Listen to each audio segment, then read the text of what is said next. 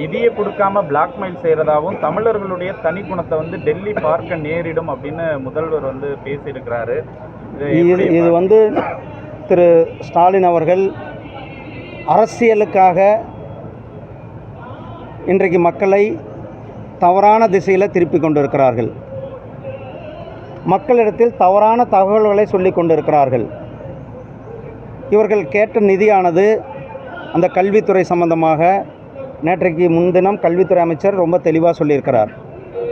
அதாவது அந்த கல்வித்துறைக்கான நிதி அதில் சில பிஎம் ஸ்ரீயில் இவர்கள் கையெழுத்து போட வேண்டும், போட்டாங்க. அப்புறம் பேக் அடிச்சிருக்கிறார்கள்.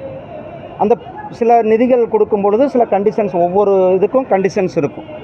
இந்த பிஎம் ஸ்ரீலா போடும்போது நீங்கள் புதிய கல்விக் கொள்கையை ஆதரிங்கள், நாங்கள் உங்களுக்கு முழுமையான ஒத்துழைப்பு தருகிறோம்.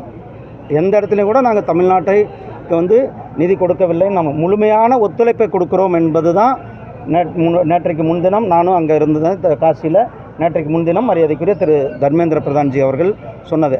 அதை இன்றைக்கு திசை திருப்பும் விதமாக ஏதோ நாமெல்லாம் 1965 இல்லை, இப்போ இருக்கிற மக்கள், அது குறிப்பாக தமிழக மக்கள், தமிழக இளைஞர்கள் மிகவும் ஒரு ப்ரோக்ரெசிவ், ஒரு முன்னேற்றத்தை, ஒரு வளர்ச்சியை எதிர்நோக்குகிறவர்கள்.